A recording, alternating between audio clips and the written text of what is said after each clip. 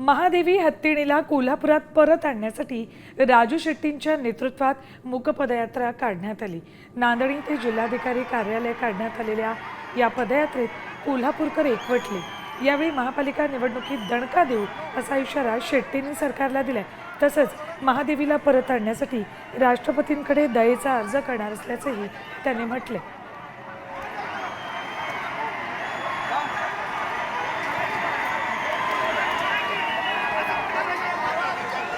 काही दिवसांपूर्वी नांदेडीतल्या मठातली महादेवी हत्तीण हिला अंबानींच्या वनतारामध्ये नेलं।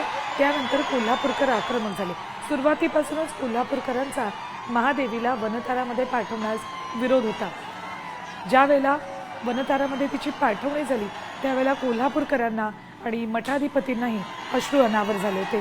त्याविरोधात अखेर कोल्हापूरकर एकवटले। लाखो कोल्हापूरकरांनी सह्यांचं निवेदनही सरकारपर्यंत पाठवले। तर दुसरीकडे मूक पदयात्रा काढत राजू शेट्टी यांच्या नेतृत्वात ही मूक पदयात्रा काढत कोल्हापूरकरांनी महादेवीला परत आणण्यासाठी आता मोहीम सुरू केली। माधुरी दयेचा अर्ज देऊ शकते का? तिला लिहायला येते का? नाही। तिला बोलायला येते का? नाही। पण तिच्या भावना आपण जवळनं बघितलेल्या आहेत। म्हणून आपण सगळ्यांनी तिच्या वतीनं जिल्हाधिकाऱ्यामार्फत राष्ट्रपतीला दयेचा अर्ज द्यायचा आहे। या सर्वोच्च न्यायालयाचा निकाल रद्द करा आणि आमच्या माधुरीला परत द्या, हा अर्ज आहे।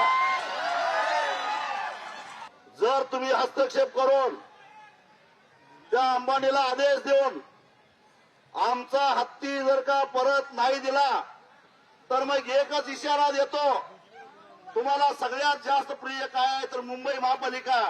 त्या महापालिकेच्या निवडणुकीत तुमच्या उरावर बसायला आम्ही सगळे आल्याशिवाय सोडणार नाही।